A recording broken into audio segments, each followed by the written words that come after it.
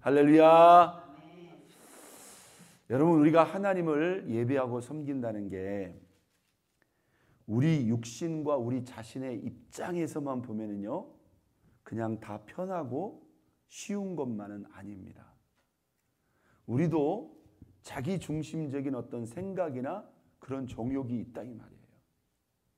그러니까 그런 관점에서 보면은 진짜 하나님의 말씀을 내가 그대로 지키고 행하려고 하면 우리 자신의 생각, 우리 자신의 그러한 욕심, 또 우리 자신의 감정을 그 말씀 앞에 포기하고 내려놔야 돼요. 그렇기 때문에 내가 내 중심적인 입장에서만 보면 하나님의 말씀이 왠지 우리를 뭐예요? 진짜 제재하고 좀 불편하게 느껴질 때가 있어요. 그런데 여기서 우리가 그것을 넓게 잘 생각하고 분별해야 됩니다. 하나님이 이 말씀을 통해서 우리를 어떤 점에서 이렇게 막 부담을 주고 또 우리를 불편하기 위해서 이 말씀을 줬는가? 우리는 사실 그러한 면면들 때문에 말씀을 더 앞으로 치고 나가지 못합니다. 그런 불편함을 감수하면서, 그죠? 또 그런 때로는 내 욕심을 내려놓는 그런 믿음의 결단이 말씀 앞에 있어야 되는데 은연중에 우리가 다 생각을 한다는 거예요. 그래서 이렇게 봐가지고 뭐예요? 부담도 없고 내가 하고 싶고 할 수 있는 말씀에서만 지키고 그 이상은요, 난 그것까지는 못해요. 이렇게 할 수 있어요. 그런데 이게 우리가 말씀을 진짜 제대로 이해를 하지 못하고 있다는 거예요. 자, 여러분, 오늘 이 본문의 말씀에 보면 우리가 이렇게 하나님의 말씀을 듣고 하나님의 말씀을 받고 하나님의 말씀을 지켜 행한다는 이 자체가요, 이미 우리는 말할 수 없는 은총과 영광 가운데 들어와 있다는 거예요. 믿습니까? 예. 전혀 하나님의 의도가 그런 의도가 아니에요. 여러분, 진짜 추호라도 하나님이 우리의 삶을 진짜 힘들게 하거나 부담을 주거나 불편을 주기 위한 그런 목적으로 말씀을 주셨을까요? 전혀 아니라는. 여러분, 하나님이 뭐가 할 일이 없어서 그렇게 하실 이유가 없다는 말이에요.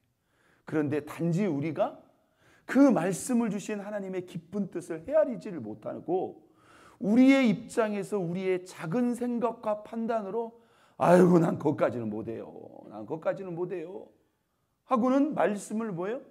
은연중에 제한하고 있다는 거예요. 여러분, 그 의도를 깨달아야 된다는 거예요. 자, 7절로 가볼까요? 여호와께서 너희를 뭐 하시고, 6절로 올라가 봅니다. 6절, 너는 여호와 내 하나님의 누구라? 성민이라. 너는 내 하나님 여호와 성민. 성민이라는 것은 거룩한 백성이라는 거죠. 우리가 이렇게 말씀을 듣고 있고 말씀을 받고 있고 말씀을 행한다는 이 자체가 거룩한 성민이 되었다는 거예요. 내 하나님 여호와께서 지상 만민 중에 너를 자기 기업으로 백성으로 뭐하였나니? 택하였나니. 지상 만민 중에 너를 자기 기업으로 기업의 백성으로 택하였나니. 7절 읽겠습니다. 여호와께서 너희를 기뻐하시고 너희를 택하시면 너희가 다른 민족보다 수요가 많기 때문이 아니라 오히려 모든 민족 중에 가장 적으니라. 그러니까 그렇게 작은 민족이었음에도 불구하고 하나님이 너희를 기뻐하시고 너희를 자기 백성으로 삼았다는 거예요.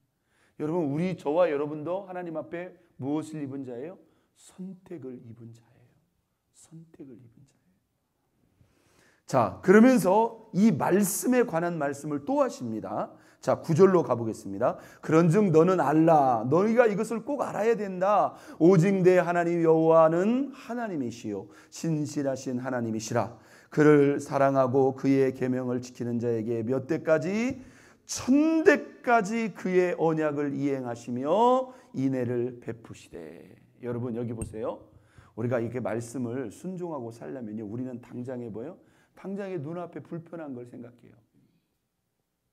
근데 여러분, 이게 우리의 짧은 생각이라는 거예요.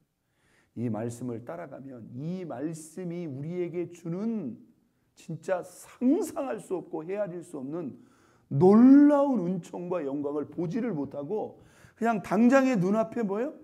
피곤하고 아이고 내가 뭔가를 내려놔야 되고 뭔가 불편한 그것만을 생각하고는 탁 거기서 스탑을 해버린다는 거예요. 아니라는 거죠. 여러분 오늘 이 9절 말씀이 지금 벌써 세 번째 반복되고 있죠. 출애굽기 20장, 신명기 5장, 10계명의 말씀 중앙에 들어있었던 말씀이 여기 또다시 반복됩니다. 그를 사랑하고 그의 계명을 뭐하는다? 지키는 자에게 하나님이 몇 대까지? 1000대까지. 여러분 이 1000대라는 이 표현이 그냥 하나님께서 이 말씀을 강조하기 위해서 그냥 크게 말씀하시는 것 같죠? 이 말씀이 그대로 이루어지는 말씀입니다. 여러분 이 세상 그 어떤 권력자가 이 세상 아무리 천문학적인 부와 재산과 권력을 가지다 할지라도 그 사람이 자기 자손에게 1000대까지 영향을 줄 수 있을까요? 없을까요? 무슨 1000대입니까? 3대도 영향 못 줘요. 글쎄요, 요즘은 좀 오래 사니까 3대까지는 뭔가 조금 남겨줄 수 있을지 모르지만 1000대는 상상도 못하는 겁니다. 여러분 지금부터 1000대를 한번 계산을 해보세요. 그런데 하나님의 은혜와 은총, 어떤 은혜와 은총? 말씀을 존중하고 그 말씀을 믿고 순종하는 은총은 우리 당대를 넘어서 뭐예요? 우리가 상상도 할 수 없는 1000대까지 그 은혜가 여러분 이어진다는 거예요. 이게 말씀의 은혜입니다. 이게 말씀의 효과고 결과입니다. 믿으시면 아멘. 우리 하나님은 지금 듣기 좋은 말씀이 아니라 실제로 그렇게 하실 수 있어요. 여기 보세요. 1000대까지 뭐 하신다? 그의 언약을 이행한다. 이 그의 언약이 누구의 언약입니까? 하나님께서 하나님의 백성들을 향한 언약, 그 약속의 말씀을 1000대까지 우리 당대는 말할 것도 없고 우리가 지금 보고 있는 내 자녀와 내 자손 그 손까지는 또 해도 이게 얼마나 큰 은혜냐 이 말이에요. 그런데 우리가 생각할 수도 없는 1000대까지 하나님이 이 은혜를 이행하신다는 거예요. 여기 인애를 베푸신다고 했어요. 이 인애가 뭘까요? 이게 하나님의 한결같은 사랑이에요. 믿습니까? 여러분 지금 우리가 이 세상을 보면은요, 앞으로 어떤 세상이 올지 여러분 우리가 지금 아무도 예상을 못합니다. 우리 자녀들 세상에서도 지금 무슨 세상이 올지를 몰라요. 지금 막 지구촌이 여러분 지금 막 하루가 다르게 엉망이 되고 있잖아요. 이거 여러분 인간이 감당할 수 있을 것 같아요? 지금 기후 위기를 지금 이제 와서 그것도 지금 이걸 보면서도 뜻이 맞아요, 안 맞아요? 당장의 눈앞에 이해관계를 생각을 하는 거예요. 그래가지고 이게 안 되고 있는 거예요. 그런데 어떤 세상, 어떤 어려움, 어떤 환난이 온다 할지라도 하나님이 1000대까지 인애, 이 인애라는 것은요 한결같은 사랑을 바라는 거예요. 하나님이 그 사랑으로 그들을 챙기신다는 거예요. 여러분의 신앙 때문에, 여러분의 믿음 때문에, 여러분의 그 순종 때문에 하나님이 그 자녀와 자손들을 챙기신다는 거예요. 자, 11절 쭉 보겠습니다. 그런 정도는 오늘 내가 내게 명하는 명령과 규례와 법도를 모아라 지켜 행할지니라. 하나님이 이 말씀을 통해서 약속하고 있는 이 은총을 우리가 똑똑히 보라는 거예요. 하나님이 이 말씀을 통해서 주실 은혜가 얼마나 크고 얼마나 놀라운지 여러분 그것을 우리가 잴 수가 없어요. 보세요. 아까 1000대까지 언약 지키고 은혜를 베푸신다. 자, 12절 너희가 이 모든 법도를 지켜 행하면 조건입니다. 내 하나님 여호와께서 내 조상들에게 맹세하신 언약을 지키며 여기 또 나오죠. 내게 뭘 베푸신다? 인애를 베푸실 것인다. 자, 13절 곧 너를 사랑하시고 복을 주사 너희를 뭐하게 하신다? 번성하게 하시되 내게 주리라고 내 조상들에게 맹세하신 땅에서 내 누구에게? 소생에게 은혜. 소생이라는 게 뭘까요? 자녀들을 말하는 거예요. 하나님이 너를 사랑하시고 복을 주시는데 너를 번성하게 하시는데 잘 보세요. 첫째, 내 소생에게 은혜를 주신다. 두 번째, 내 토지, 소산, 곡식, 포도주, 기름을 뭐하게 하신다? 풍성하게 하신다. 내와 내 소와 양식을 뭐하게 하신다? 번식하게 하신다. 14절 내가 복을 받음이 누구보다 만민보다 그냥 더하여 어떻게 더하여? 훨씬 더하여 너희 중에 남녀와 너희 짐승의 암수에 생육하지 못함이 없을 것이며 여호와께서 또 15절 보세요. 또 모든 질병을 내게서 뭐하사? 멀리 하사. 보세요. 병을 고쳐달라고만 기도하는 게 아니라 하나님이 그 질병 자체를 막아버린다는 거예요. 여러분, 이 한 가지만으로도요, 이 한 가지만으로도 얼마나 큰 은총입니까? 우리가 말씀을 지키고 순종한다는 것을 절대로 가볍게 생각하지 마세요. 여러분, 우리 하나님이 거짓말하시는 분일까요? 이거 우리 하나님이 그냥 말씀 지키게 하기 위해서 듣기 좋으라고 하신 말씀일까? 하나님은 틀림없이 이 말씀을 지키시는 분이에요. 모든 질병이라고 하세요. 모든 질병을 내게서 멀리하사 너희가 아는 애굽의 악질에 걸리지 않게 하시고 너를 미워하는 모든 자에게 걸리게 하실 것이라. 자, 다시 13절로 갑니다. 우리가 그 말씀을 지켜 순종하면 너를 사랑하시고 복을 주신대. 자, 크게 따라서 한번 하겠습니다. 번성하게 하신다. 소생에게 은혜를 주신다. 풍성하게 하신다. 번식하게 하셔서 복을 받음이 만민보다 훨씬 더하게 하신다. 질병을 멀리하게 하신다. 눈을 뜨고 똑똑히 보시라 이 말입니다. 이 하나님의 말씀을 지키는 그 은총의 범위를 보라 이 말이에요.